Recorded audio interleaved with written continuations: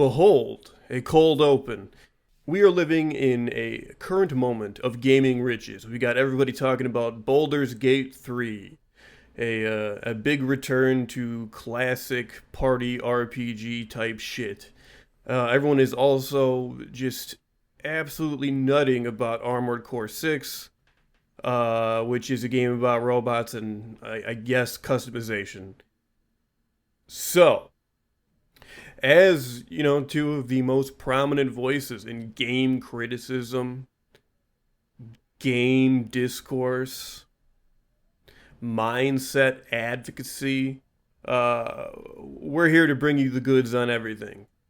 Tom?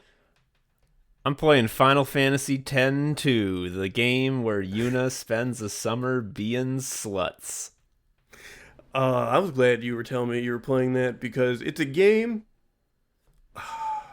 If there is like an award for like tone is different than the predecessor, that's it. It's just Final Fantasy X is what it is, and then it's like, what if girls were having fun? It really is like, hey, Yuna had last summer, she was really going through something like really difficult emotionally, and actually I think her boyfriend died. Like, that's so sad.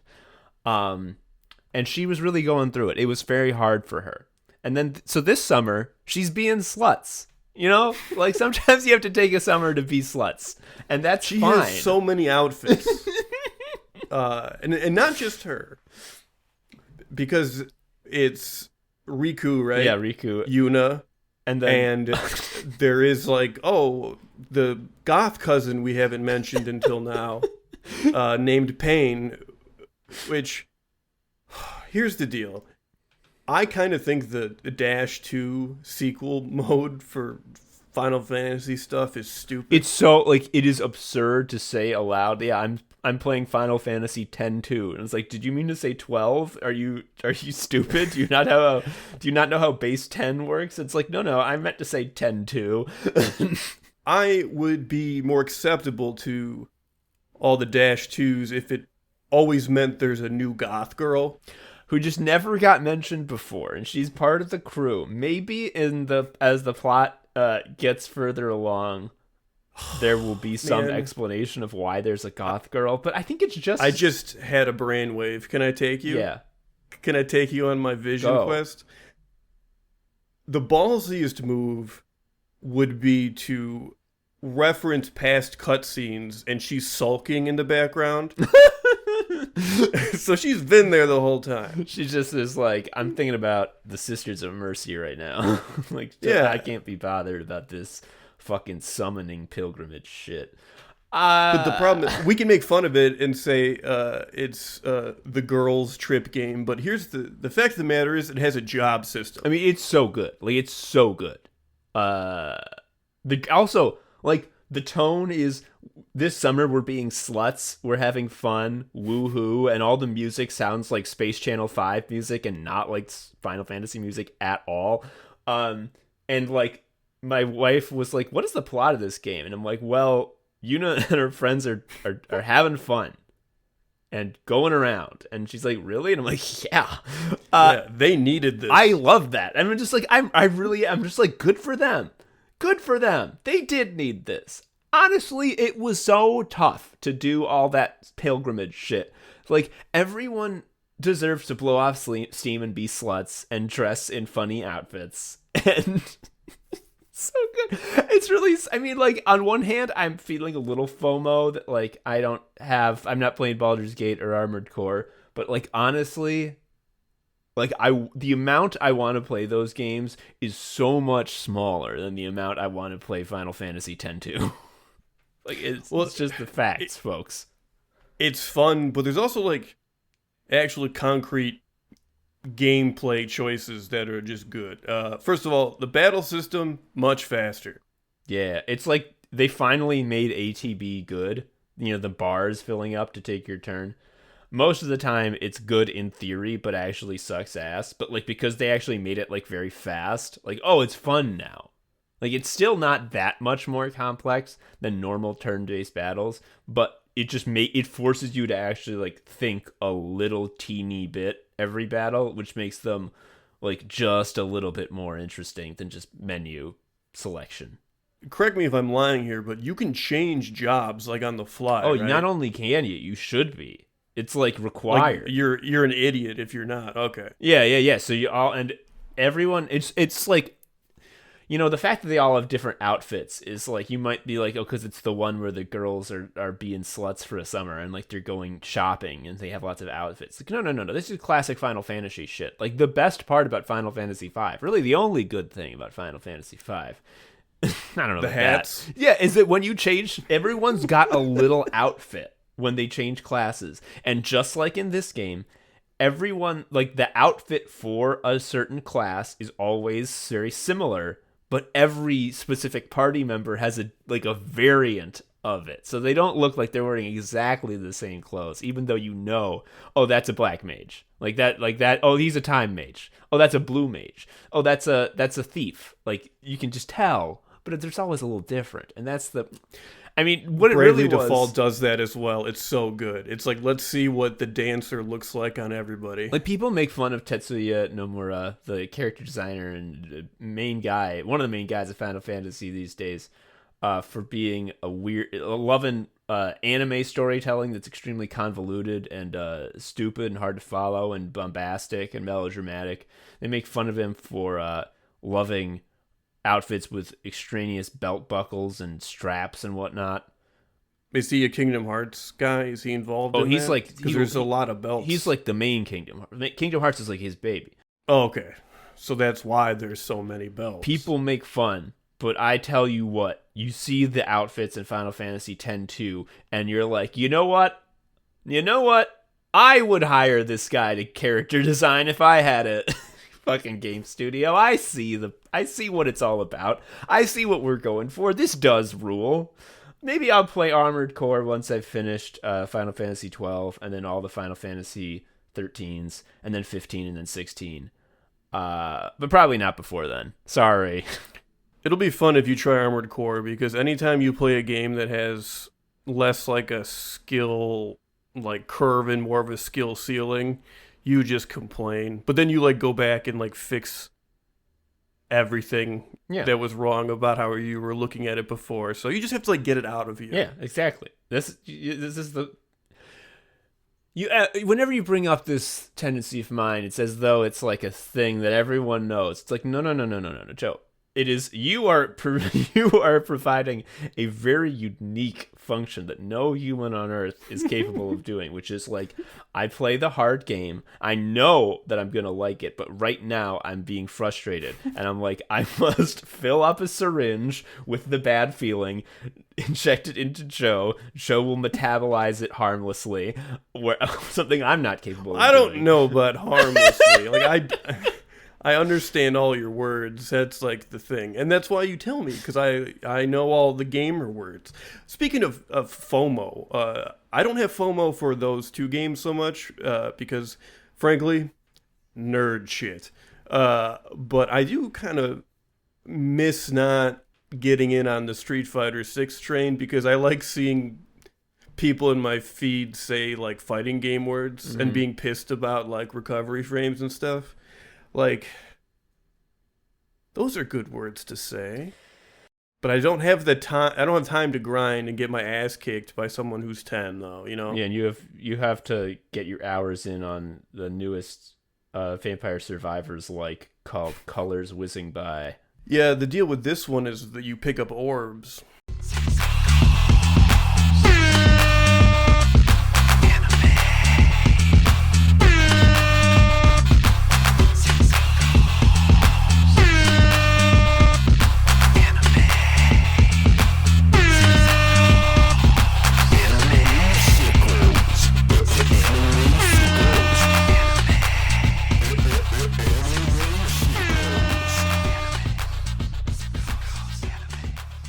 Hello, everybody. Welcome to Anime Sickos. It's the podcast for geniuses and the only podcast where we take a look at the four pillars of modern misery: anime, gaming, posting, and jobs. I am Tom, an anime sicko. I am Joe, an anime sicko. We got two patrons to thank for giving us money. Yay! The first one is Joe, this sucks, actually. I was hoping that we would have a long series of robots patronizing us, that this would be something that could go on for years. But unfortunately, our newest patron is the last robot.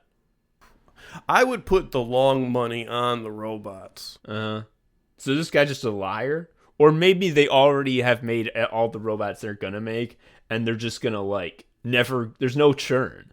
It's like, we got it in one. This generation of robots is gonna be set for eternity. Yeah. Okay. Well, then the last robot would probably be the best one. The final iteration. Yeah, it's Mega Man X. It's like, you're my greatest creation. By the way, I put better guns in tubes throughout the world. Go get them. Yeah. Well, I'm glad that the last robot thinks that we're worth some fucking dollars, this feels really good. Thank you. And our next patron is Asgromo. Thank you, Asgromo. I don't know what that means. Is that a screen name? Is the that Weezer short? guy? Oh my God, Beverly Hills. Asgromo, thank you for writing your crappy songs. Anyway, Joe, we're gonna talk about the original sin of American life, the Donald Trump Saudi Arabian hell orb, where when you touch it, you become evil. We're talking about owning property.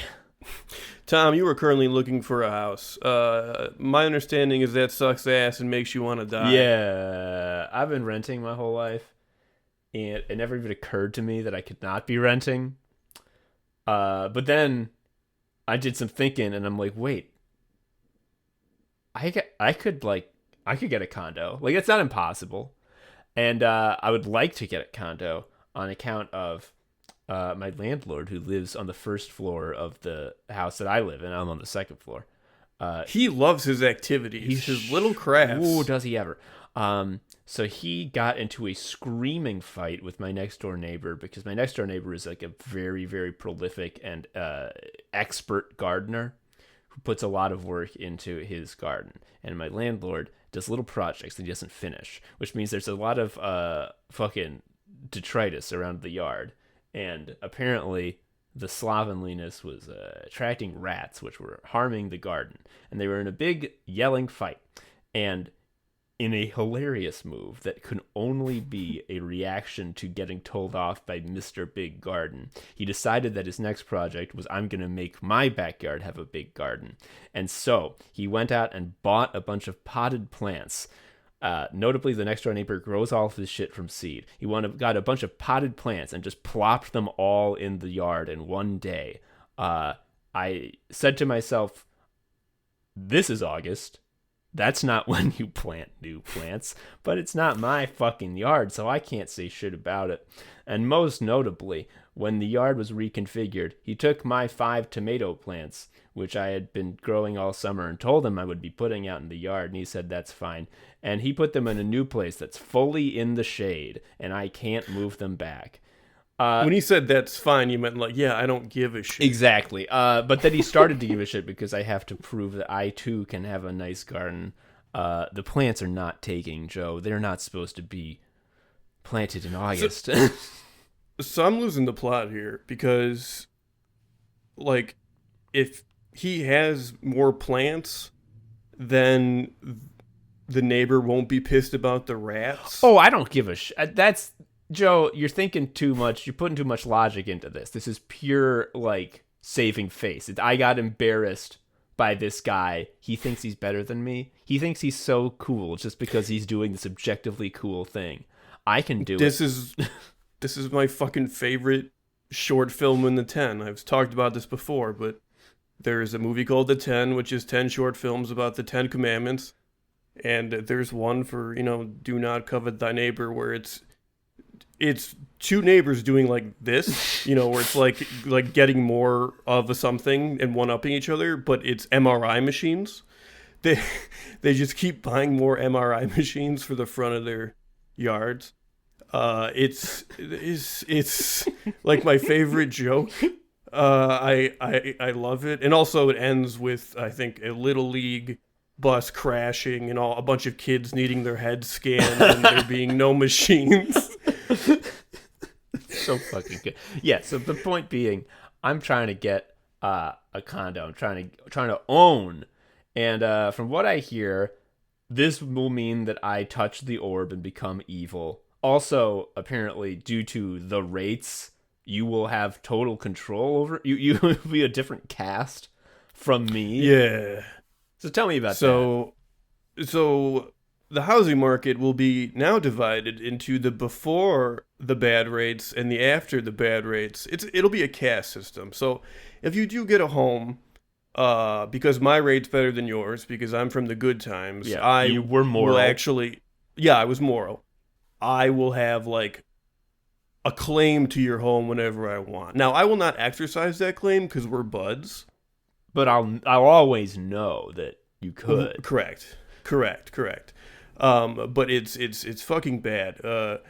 Basically, following, I don't know, the '08 crash, rates were low forever. So for a lot of people, this is the first time there's ever been like in terms of my life, my working life, everything was like been low because it's all been like the long tail Great Depression ending, or not Great Depression, the Great Recession ending. It's also a depression. Yeah. So, what that meant is when you go to buy a house, the money the bank can sell you is very cheap.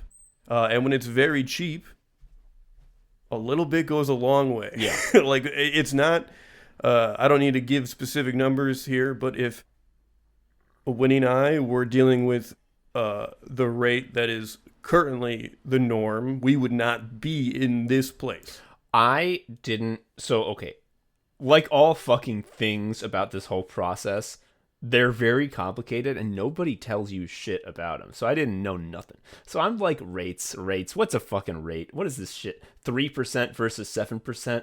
That's not that much. Like, those are both low numbers. Over 30 years, you're fucked. It's over. Those are both low numbers. It doesn't matter.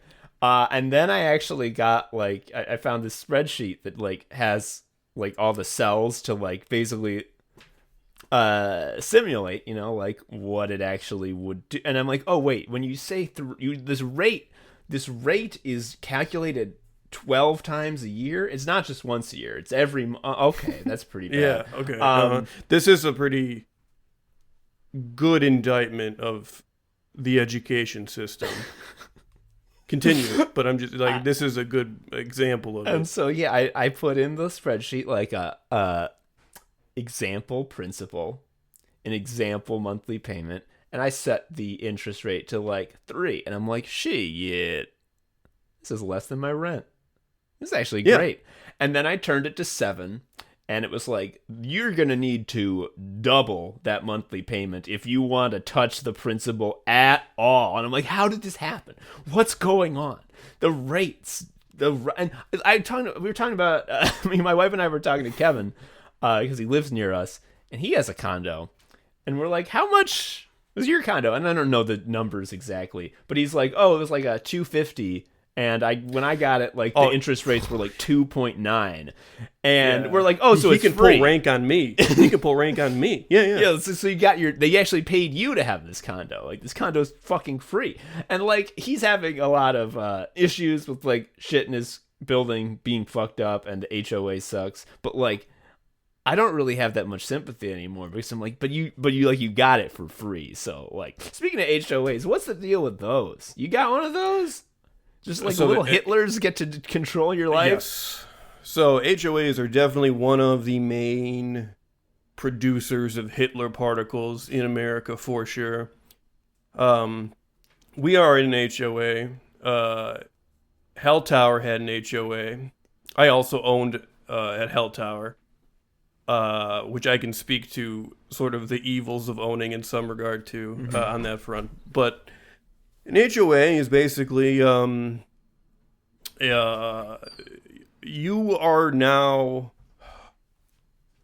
in Hunter x Hunter, how there's like that table of zodiacs, like there's like the mouse lady, and then Okay, so when you buy a house, you get a seat at the zodiac table. And like, the table is it's touching the orb. Like, you might go there being like, I will never do evil, but like, you're at an evil table. Yeah, but the zodiac table is like, generally speaking, almost exclusively punitive. Like it's mostly just like what you can't do, and then being up in other people's business because you're thinking they're doing stuff they can't do. I'm not speaking that that's how it is currently for us, but I know that uh, if you have annoying people in your HOA, you're fucked. Like they're there forever. So for instance, Hell Tower had a lot of really just annoying HOA stuff because it was a high rise, so that comes with like just more bureaucracy just because you're dealing with a higher density of people. Mm-hmm.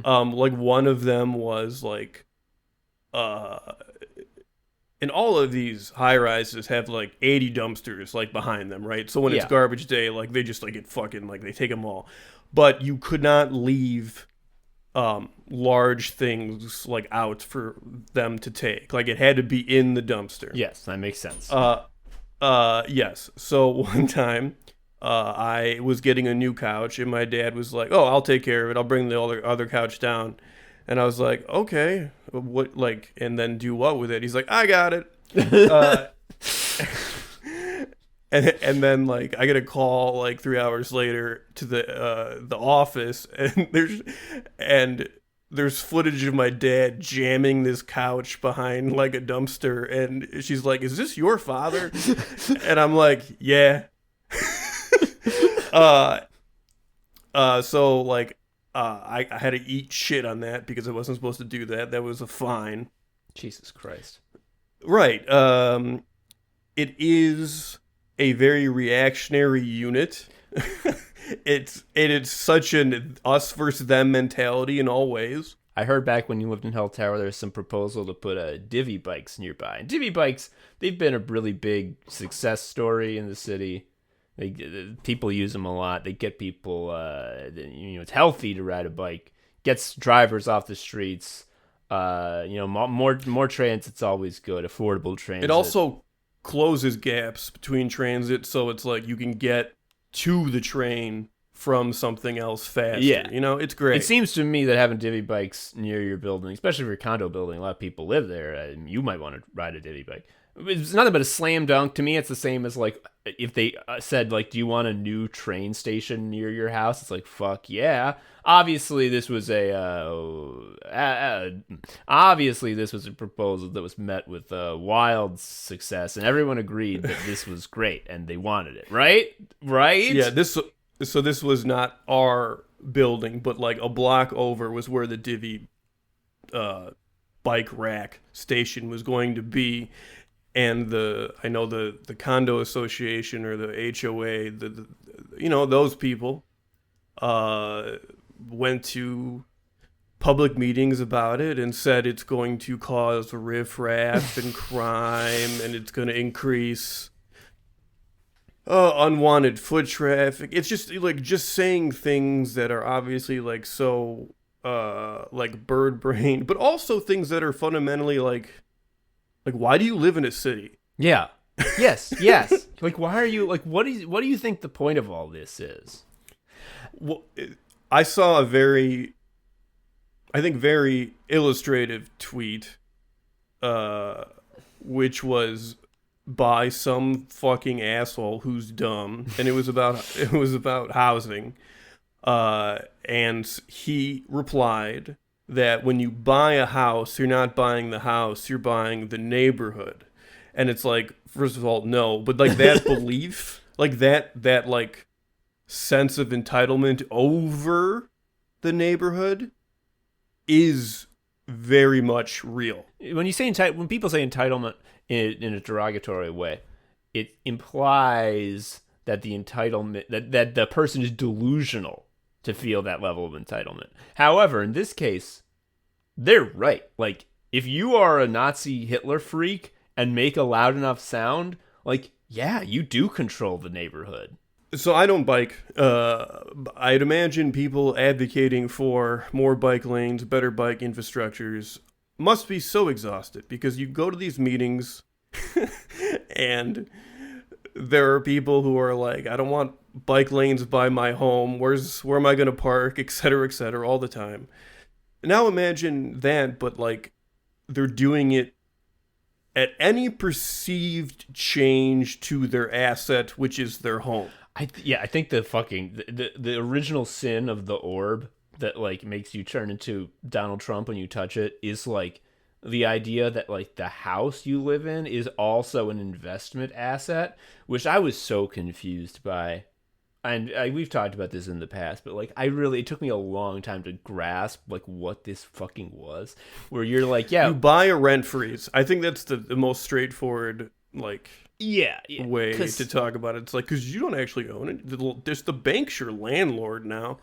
But your bank can't raise your rent. You already decided what rent was. Because like when you were talking about like I have a financial asset in my home, I'm like, no, you do. Like what's that? What do you fucking mean? You're like, oh, my house is worth X amount of money. It's like I don't care. Can you buy something with that money? No, you have to sell the house, and then once you've sold the house, you got no fucking house, dumbass. Now you need to buy a house, and then the money's gone again. And I'm just like, that's where I was having the confusion of like it's one thing to say like, oh, it's part of my net worth. I have this money. It's like, no, you don't. The money represents the house, but you need the house. It's not an asset. It's a need. You need the house. It's an asset that is not like, I shouldn't say hard to get rid of, but it's not liquid, right? There's such a process to get rid of it. And here's a point where like I was in Hell Tower for something like 6, 7, 8, I think it was like 8 years. For much of that, I had just an awful commute. And a lot of the reason I had no option, like I couldn't move closer to work, is because like I couldn't find, like I just had this asset that I didn't want to like just sell for the sake of moving. You know, it's like, oh, now I have this fucking thing I've been paying into. I have to be very mindful about. I better continue to just waste more of my life in my car.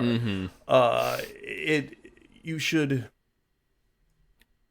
when you're making housing decisions, you should not be having to do like financial planning, because it should be its own category, yeah, like right?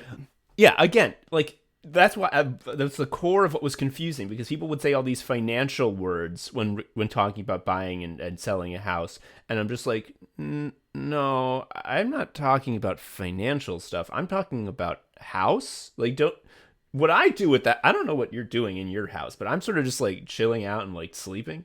Like there's no like, I'm not like what, like where is the asset part coming in? And I think that the thing that you say, oh, you're buying a rent freeze, and like even in the before times you tell me that and I still wouldn't get it. The thing that made me really get it is like, okay, so you know, you're paying into this house and it's like an asset, and like the confusing part is like, but you don't have that money, it's not there. Okay, but like say you do want to move, you sell the house and you move to a new house, you get money, like the money you put in to the house, you get it when it sells. And I'm like, oh shit, when I have to leave this apartment and go somewhere else, all that rent I've been paying, that's just in a fucking hole. Like, I never see that again. Yeah. Like, that's where it comes in. And well, I mean, and that's also just sort of the mental balm of the low rate thing. It's because more of your payment is going towards principal. Yeah. So that just feels good, you know? It too. Fucking Christ. Assets. I hate this shit. You know what I really hate a lot? Is I'm looking at Redfin listings, like, what's some of these places that I like? What's a place I could afford that I like? You know what condos are obsessed with? It's their hobby. It's their favorite thing. It's having a condo, a room layout where it's very clear that there's only one place a TV could go. Like, you can't put it any other place. There's only one room where you can put a TV. And the room is oriented such that there's only really one place you can put it. And they like to do that and be like, shit, cool. Now, in that one place, we got to put a big-ass, ugly fireplace that juts out 3 feet that you'll never fucking use. And the thing, I think they like this, actually. The thing you're supposed to do, and that some fucking freaks actually enjoy is you're supposed to mount the TV to the wall above the fireplace. I simply cannot abide this bullshit. No, it's too high. It looks dumb. When we moved in, the previous owners had a mounted TV above the fireplace, and we were like, no, this is just going to be a TV-less room now. I hate the mounted TV. So, Joe, I know that, like, they've solved TV mounting. Like, that's a science where we've, like, reached, like, a solid footing. Like, the TVs don't fall off, okay? Like, we know that. However... You can even mount them on the ceiling now. Like, we got options. However, I am a little ape. But despite all things, I am still an animal. And my little animal brain does not work with perfect logic. And when I see a TV mounted on the wall, all I can think of is that shit gonna fall off. That's gonna fall off. And I'm like, I know it won't, but I'm just never comfortable. I'm just like, TV heavy, it's gonna fall off. And like when people extend the arm, I'm like, oh, that's just making the leverage at the focal point so much. TV's gonna fall off. So like I will never mount a TV if I can fucking help it. And another thing is I am very much like the TV should be at eye level when you're sitting down. There should be no like I shouldn't have to look up. And all like okay, have you considered that like a non-insignificant portion of this country watches movies in the dad way, where you just stand up in front of it as you watch, maybe with a mug in your hand. So if you're doing it like that, the height is correct above the TV. Yeah, but then, as a gamer, that's no good. It's no good. And also consider then that the fucking jutting out, you have to be standing directly in front of this stupid fireplace, which is uncomfortable in that scenario. The real way, the real dad way, is you have to have a TV that's on that shitty like plastic TV stand with like the three like levels, and it's like in the middle of a carpeted basement. That's it. That's the dad way to watch movies. You're watching Terminator 2 standing up, either with a beer or with both hands behind your back. Or in back pockets. Oh yeah, back pockets is a huge move. You're gonna have to figure out what your move is once the baby comes, because you can't be left trying to freestyle it when the time comes. When you're on the big stage, you're in the big game, and you need to. Part of having a kid is picking out your idle animation. That's true, and you gotta like, what are the little phrases you're gonna say that your kid is gonna think are like normal? Like I grew up and I thought it was like anytime anyone had a cough, it was like so normal to say that they were a coffee pot. Wait, what the fuck are you saying? Someone who has a cough is a coffee pot because they're Like, coffee. Coffee pot. Your parents said this to you? Yeah, they said when I was coughing a lot, they said you're a coffee pot. I don't know. Well, you got to pick some shit like okay, it's not going to be that. But it's going to be something. There's going to be fucking little son of Anderson like 20 years from now. Stupid shit I say to myself or to Winnie on a daily basis. Many. Yeah, and like I think most of that is like seeded because I had so many dumb phrases from my dad. Like what? Putz, like, are you fucking putz? Like, when putz you just isn't a phrase, it's just a word. What about sausage? You eat like that. You're being a fucking sausage right now. Oh, my grandpa used to call people a salami, which I guess is just a subset of sausage. Yeah. Yeah, I don't know. I feel like the way it actually has to work is that you just need to go about your dadism ways, and then you plant a ticking time bomb in their brain, and then that sort of shakes out in their college years. That's going to be fun. You know what's something that I really love about housing and owning homes and all that? And just the whole thing of like homeowners becoming little Hitlers and demanding, like, I want the world to be like the way I like. Because I need I can't, like, my investment has to go up. It's impossible for an investment to go down. It never happens. That's what drives me nuts. There was a lot of that during the pandemic. about like, oh, the poor small mom and pop landlords that only have 3 flats. But it was just like this unstated assumption that like the value of this asset will never go down. Like it's like a fault of the universe if it goes down. Mm-hmm. Well, you know what it is, Joe? It's because the only person with power, other than like the people with the levers of power, the only like civilians with power are shrieking fiends who are ready to howl literally endlessly until they get their way. We talk about how complaining kicks ass. These people take complaining to another level because they have complaining with like they have something backing up their complaining, which is like, I'm a homeowner, I'm important, and I don't want a bike lane. No more bike lanes, or no more dense housing over here. There's lots of stuff to say no to. You can, if we complained, we're fucking idiot kooks. They're fools. Disregard them. But if we were to howl and screech and complain about fucking something about, I don't know, property values, they'd be like, well, they got a point. We better do what they say so they'll shut the fuck up. So like, again, when you touch the orb, you see like the true face of evil, which is like, I am incentivized to become an extremely disagreeable like pain freak and shriek all of my life because people will bend over backwards to get me to shut the fuck up. Anyway, it's more like I will serve this asset now. Like I don't own it anymore.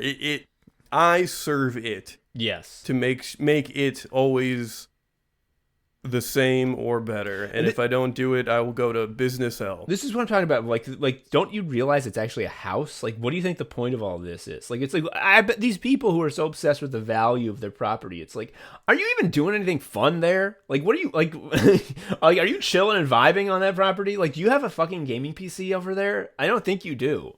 Like, come on. You have bigger things to worry about.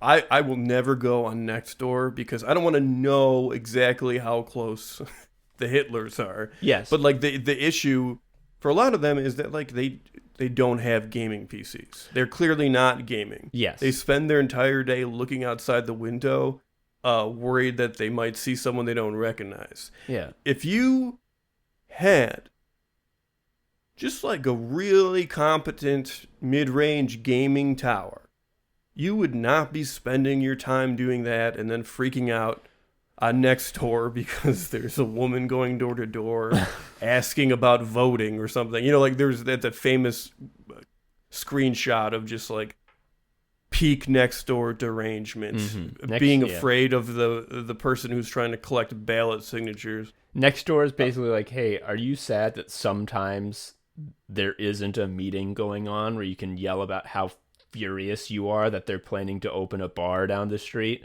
I know, I wish that could go on 24 hours a day. Well, now it can. I also love that it's like a self-fulfilling prophecy. It's like, why would like it's so racist to think that like non-white people moving somewhere would make property values go down. Well, if every fucking freak in the universe agrees that it does, and all the people who matter and have the fucking like assets and capital to like make their beliefs be real believe it, then looks like it is real. Fuck. Historically, like that's what white flight was. It was, we're taking our ball and going home in the form of like the house as the asset and leaving. And they had to coordinated. They had to invent suburbs to do that. Suburbs, talk about what's the point. Talk about, I don't think you're doing anything fun over there. Suburbs are just like, what if we took everything bad that could be about a place and just did only that? What if there never was anything but big fucking roads? What if there was no public transit? What if everyone was fucking, I hate this shit. It's just so bad. I think the office parks, like the suburban office parks, there's a pretty big one in the West Burbs by Oak Brook. Like, that is just... So UIC has literally brutalist architecture. Like, it's made to make you feel bad and want to overthrow your oppressor, I guess. Mm-hmm. It is beautiful compared to any office park, which just feels like a blight on the planet. Even if it is between two highways, it still looks like blight. You know how people say that, like, Montana's the big sky state? You know, you think you've seen the sky, but, like, when you're out there and, like, you truly see the scale of it, like, it's really something else. That's what I get, bad version, but for, like, blighted concrete office park hell zones, where it's just, like, there's nothing taller than, like, 3 stories anywhere around me. There's no trees. Everything is paved over. And it's just like lakes of concrete. And I truly just feel like I don't feel like I'm on Earth. I feel like I'm on like the edge of, like, I'm on a space station that's destroyed. And there's like this one jutting out piece of metal that's like too close to the sun, that the space station's orbit is decaying and it's going into the sun. And I'm like, have all 4 of my limbs broken, so I can't move, and I'm on my back on the edge of this broken sheet of metal from this decaying husk, and I'm like being cooked by the star, and I have nothing. I know there's nothing coming to save me, and there's nothing I can do. That's the feeling I get when I'm in these shitty, goddamned, paved ass concrete office park hells. They're truly like, hey, I saw you didn't have any suicidal ideation today. Should I like to change that? Yeah, it's I think the windows come from hell. I don't know how they do it, but there's something about it. Because whenever I've seen my car or myself reflected in these, it's a type of reflection I don't see anywhere else. It's probably like the other world from Link to the Past. It's exactly that. Yes. It's like a funhouse mirror, except instead of reflecting you looking woobly, it just like applies like a Satan I'm filter. a bunny man. Yeah. What I was getting at eventually is so one of the things that these little Hitlers do, they become a thing called NIMBYs. You heard about NIMBYs, Joe? What's NIMBY mean? What's that stand for? It means not in my backyard, which is the people we're describing a little bit of, which is just anything that's going to happen that might change anything around me. And I will use the phrase, quote, character of the neighborhood, which is always like one of like the most, there's a lot of racist juice in that phrase that we're not going to unpack. Mm-hmm. And those people are bad, right? Like, we agree. Like NIMBYs, we hate them, right? Yeah, I think so. Yeah, they're not good, right? Yeah, because like, what if someone wanted to build affordable housing? They would say, no, the character of the neighborhood is that it's expensive as shit. The character of the neighborhood is that there's exactly X number of dwellings, and that can't change. Yeah. So we hate them. They're bad. So a while ago, I came across another term that I had never seen before. This term's called YIMBY. Y instead of an N in the front. It's called a YIMBY. And I think to myself, okay, yes is the opposite of no. Not in my backyard. Yes in my backyard. Okay, yes is the opposite of no. NIMBYs are bad. The opposite of bad is good. YIMBYs are good. And then I learned, no, they're also bad. What is this? What's going on? Yeah. So, look, as far as I can tell, the badness about the YIMBY thing is, yes, they do say yes in my backyard, build it, but they mean like high-end apartment buildings. They mean a Panera. It is not like I'm excited for any and all development. And as you can imagine, now that comes with all the similar sort of aversions to change that we talked about a little bit already. Mm-hmm. Yeah, it's if YIMBY was to communicate that it's like I'm basically green lighting anything that's happening near me, that is not the case. Okay, no, that's so. Well, okay, the way I see it, and it's with fucking zero evidence. So if I'm fucking wrong, likely let me know.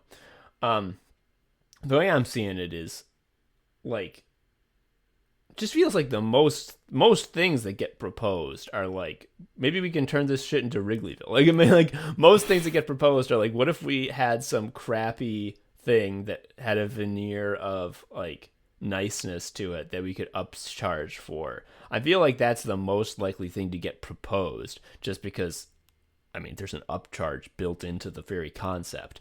And like that seems to be like the kind of thing that the YIMBYs want. Oh, is it this?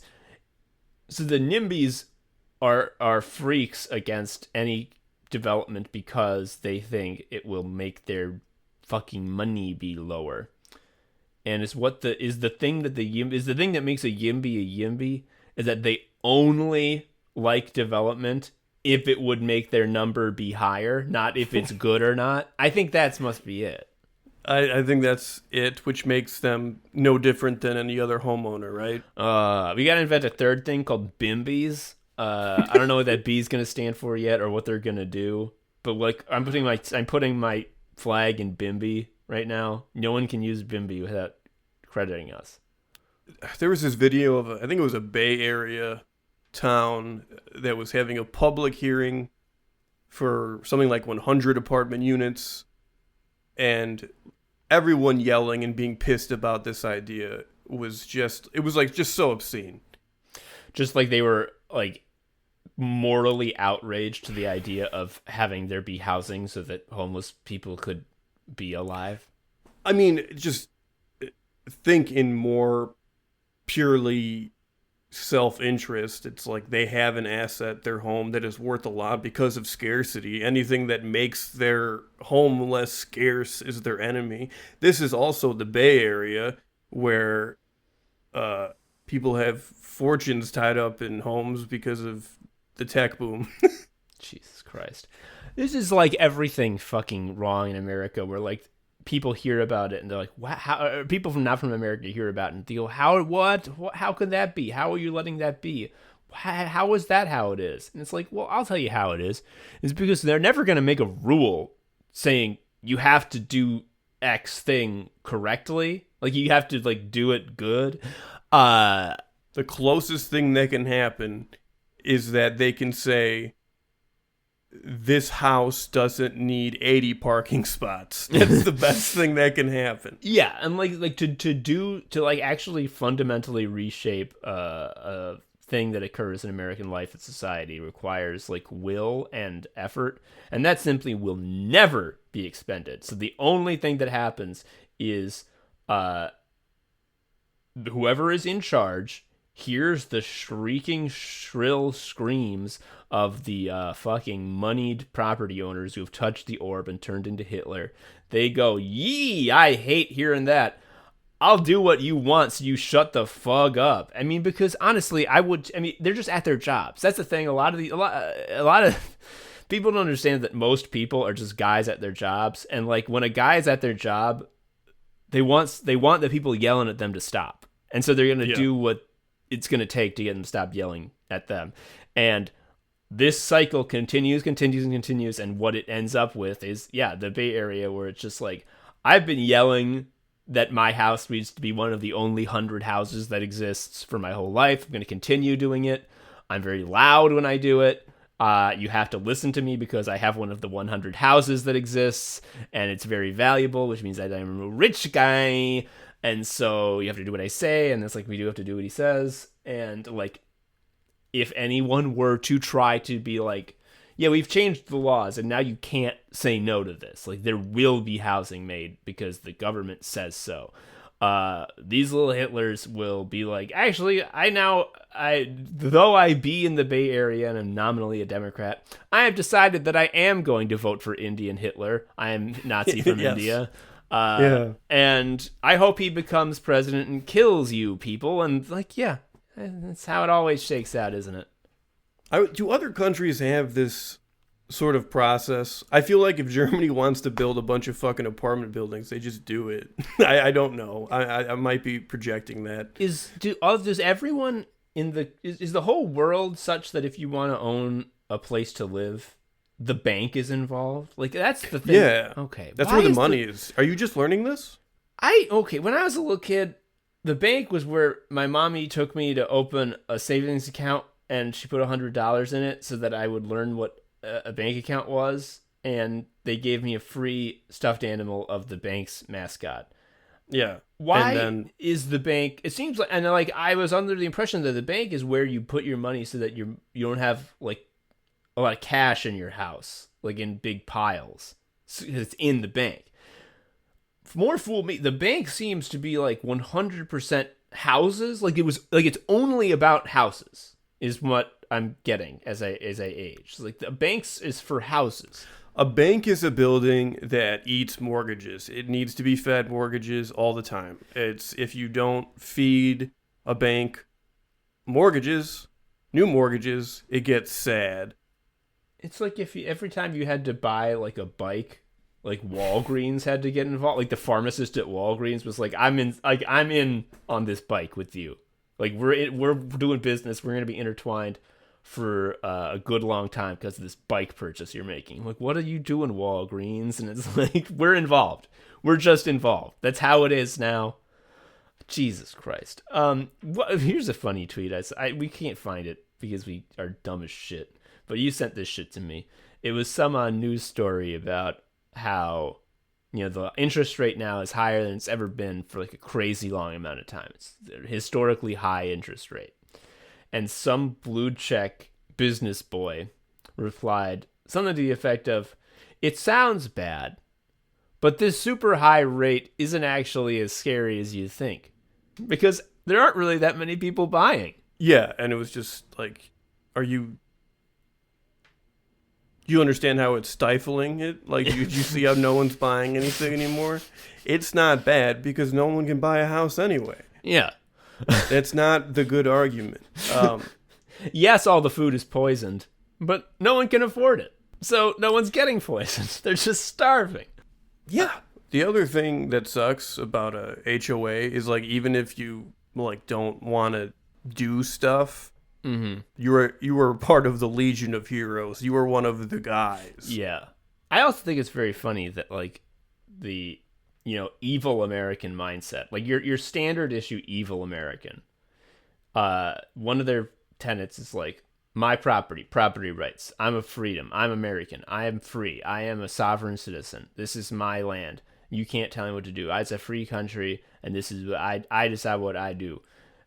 And yet, like the HOA is just like, if you roll bad on the HOA table and you get like a critical mass of Hitlers in your HOA, sorry, buddy, you're in the evil, like you're part of Satan Voltron. Like you're in the leg. You just are.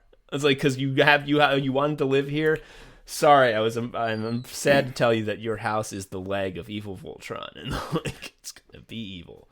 I love, the Chicago 3 flats, the classic brownstone or graystone.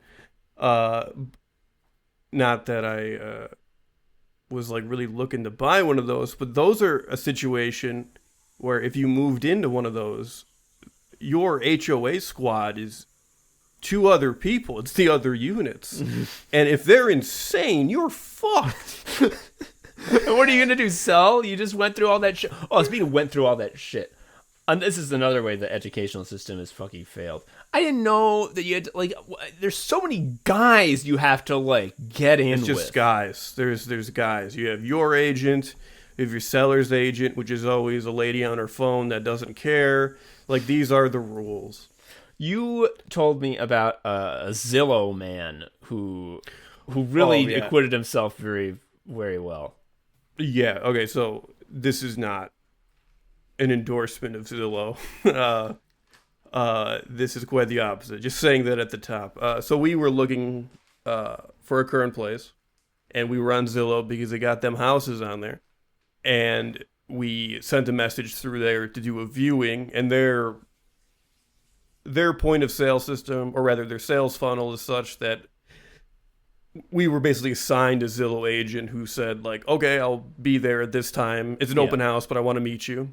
The purpose of which was for us to, like, exclusively work with him and Zillow and his team. He wanted you to trust him. He wanted you to like him. He wanted you to say, you know what? You're our guy for the rest of this house hunting experience. It's going to be all you, buddy. You and me. Yeah. No other realtors or what have you. Yeah, so he's basically doing a very long pitch outside of the place we looked at. To his credit, he was like really doing a pretty good sell. We weren't going to do it, but I'm like, he's a guy that has practiced this, So he finishes and he was just like, okay, well, if you guys want to follow up with me or interested in working more, you have my cell phone number. I'm hoping to hear from you guys soon. And he turned around and immediately walked into a stop sign. Oh, you gone. It first of all, just so there's no confusion, it was so loud. And because the pole like had some wobble to it, like the sound continued for a while. But like I didn't laugh, Winnie did not laugh, but like I felt such an intense pain in my abs because it was just like I very much wanted to howl and cackle, but like my core was like no, and it caused internal damage. It's like when you hold your pee in too much and like your piss leaks out and your blood becomes piss. And yeah. Jesus Christ. It was so fun, and because we had like seen him once, when we click on other houses in the area, he would be on the page. It's like, this is the agent for it. It's like, that's the stop sign guy. How did he handle, like, what was his follow-up move? Did he, like, recover? No. To his credit, he did what I would have done, which is he just no-sold it. He just went to his car. He didn't say shit. He didn't, like, make a little joke about, like, oh, there are days and there are days. No, he didn't do that. He just, like, acted like he was Kiru and you're playing Yakuza and you're like walking through an outdoor patio and you're just knocking shit over and he's like not reacting to anything. I love the fucking I loved the cosplayers who did the Yakuza Like a Dragon, Yakuza 7 RPG party cosplay.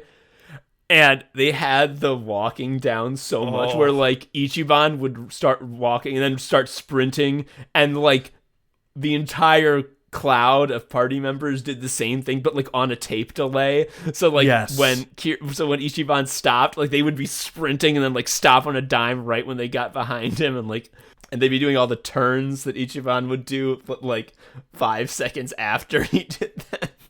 So good. People moving with complete video game accuracy is just the best. There are so many videos of people doing like Skyrim walking through like chairs.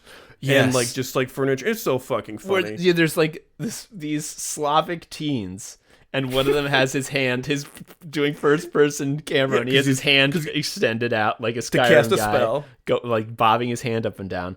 And they're in this weird like storage room at like I guess a high school, and there's like 1 million plastic chairs with like the metal legs, for school, and he sees this other kid in the distance. The other kid raises his hand in greeting to say hello, says something in a language I don't understand, and does the Skyrim thing where his head and shoulders are still looking directly at the person, but his lower body turns 90 degrees to start walking to the side, and he takes like 2 steps before his head and shoulders whip to the side as well to look where he's going. And there's very clearly one chair at the other side of the room that he is programmed to, this is the chair you sit in. And as he's walking, like 30 chairs just get like parted like the Red Sea by his legs as he just refuses to stop walking forward. I'll have to find this. It's a great video. Yeah. Man, I hope I can find a house. I hope I don't turn into a freak when I touch the orb. I would love to not be renting. Yeah. It's a balance. You don't want to... Look, you got to touch the orb. That's the facts. But... maybe I won't turn evil. Maybe I'll be the first one. Like, maybe it'll just make your arms really long. Yeah. But it won't change your personality. You'll just be long-armed Tom, who is a homeowner. Yeah. Yeah. And that way, I can be like, I can use my arms to reach stuff. I was going to think up something funnier image, but man, I'm wiped. All I could think of was reach stuff. That's pretty good, yeah. Not bad for a first pass. That's one of the things that I would do, too. Okay, actually, you know what? I'm being real. I'm being real. A lot of these improv jokesters, they're just reaching for something that's gonna get a laugh. I'm looking inside of myself. I'm not doing character work. I am the character. This is me. This is my real life. I'm really taking stock of who I am as a person. And who I am as a person is someone as if I had long arms, I'd be reaching stuff that was far away. I would. You can't tell me I'm not. I wouldn't. I would never. I know that's the difference between you and me, Joe. That's why we work so well as a duo. If we were both the same type of guy, it would be monotonous. It's going to be even better because, like, one of us is going to have really long arms. Yeah. And one of us is, and this is me, just to be clear, it's going to be normal. Yeah. Anyway, your house is 3 Mario levels. The bottom floor is the ice level. The top floor is Bowser's Castle with all the lava. And the middle floor is World 1, where it's just normal. Yes. We're in a townhouse. I've always wanted to live in one. A townhouse, as far as I understand, is a house that's in a town. Yeah. It's also connected. You share walls, and it's also typically narrower and more vertical, hence the 3 levels. We just got done with the heat wave. My office and where I work is upstairs. And Joe's... Oh, boy. Oh, no. Joe's job does an immense psychic damage on a normal day. Now imagine also being in Hitler's hell oven.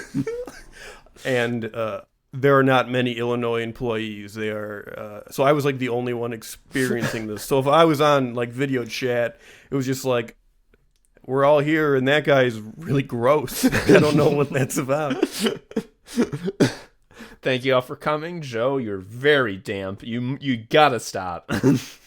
Yeah, it was bad. I also think this isn't... Actually, no. This is house related, which is... You're kind of into gardening now. I hypothesize that if you do get a place... like the garden portion of your brain is going to go into overdrive. You're going to really spend some time thinking about that. I mean, because dude, you're not wrong. Like, legitimately, I'm not lying. Like, the thing that made me be like, this is actually something I do want to do. Like, I want to start making moves on, stopping renting and owning, was legitimately like, this motherfucker moved my tomato plants into the shade. Yeah. Yeah. And like, and also, ain't nothing I can do about it. There's no... The only sunny place that isn't, like, in the middle of the fucking yard has the plants that he planted in a fit of pique in them. Oops. And it's just like, I want to be able to grow my damn tomatoes. I want them to get full sun, like they should. God damn. I love Joe. Even so, even with these handicaps, the tomatoes that come out of the tomato plants that you grow, wow, what a difference. Blockbuster Video, wow, what a difference. So much yummier than the store tomatoes. Like, it's nuts. Like, I'm in sandwich heaven these days. Are you... Okay, so I was about to ask if they were cherry tomatoes, but if you're talking sandwiches, it sounds like big slices. Oh, buddy, we got a variety. I got the big suckers for sure, but also sometimes I go a little nutty and I slice like 3 fucking cherry tomatoes into little slices, and I fucking mosaic the shit out of my sandwich like they're pickle slices. I just cover it all with teeny little ones, so I get a different slice of tomato with each bite, and you can't go wrong. Actually, you can't go wrong. One of them makes kind of like mealy and tasteless tomatoes that kind of taste like from the store, but that's 1 out of 5. Who cares? I'll just not get that breed next time. Did you get it from the Tomato Man? I did get it from the Tomato Man. There's this fucking guy in Chicago called the Tomato Man. Last time I made tomatoes, I started them from seed in my arrow garden in the house, which is a lot of fucking work. And it's hard, and like half of them died. You can just buy the seedlings from a guy called the Tomato Man, and like... Yeah, he gives you like a drop location. Like when Winnie and I went... it was like in this alley by the school is the stuff. And I was looking, I was so Joe, when I went to the drop point, I was like, I'm going to meet the Tomato Man. I'm so excited. But like, he wasn't there. It was like the Tomato Girls. Like you was will his never squad. See this guy. He is so many levels above the whole operation. Oh, I also loved that, like, you place your order, you go online. He's like, here are all the varieties I'm growing this year. Pick the ones you want. And like, some of them are sold out. So obviously those are probably the most famous, popular ones. So I picked the varieties, and I go, and the tomato girls give me like the goods, and they're like, by the way, these are all different than the ones you ordered. And I'm like, oh, well, I guess I can't really do anything about it. Thank you. It's just like, why did I pick any out? You're going to get 5 plants. What they are, just shut up. Yeah, shut the fuck up, bitch. Goddamn. And yeah, it was so fun. I love it. I love my tomatoes. Anyway, are we done? Is this the episode? We're done. So in conclusion, if you are lucky enough to become a homeowner, it will taint your soul and make you bad. Yeah. Make your soul putrid. And we wish Tom well on his home search. Yeah, I can't wait until the rational self-interest moves that I do, that anyone would do in my position, are antisocial, deeply and evil, they're mean, anti-society, make the world worse, work against what I believe the world should be. And let's not forget destructive with no benefit to you. Destructive with no benefit to me. I love it. And to do anything other than that is to willingly impoverish myself. Woo. Anyway, that's all the time we have for Anime Sickos. I'll let you know if I ever fucking get a place, because I'll be complaining about moving all the time.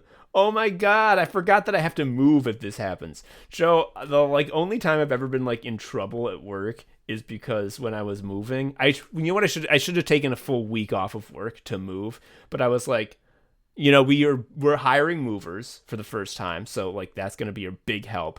And you know what I'll do to make the movers, they have less to do, so it's going to take less time and cost less money. What I'm going to do is every day after work, I'm going to load up the car with a couple of loads of shit we can move over and just drive over to the new place. Easy peasy, nothing to it. It's going to be a little thing, small investment. I was so stressed out. I was scared I was going to lose my mind.